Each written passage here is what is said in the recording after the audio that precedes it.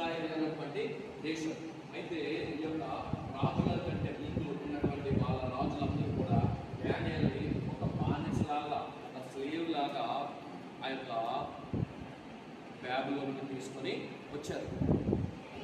డానియేలు ఒక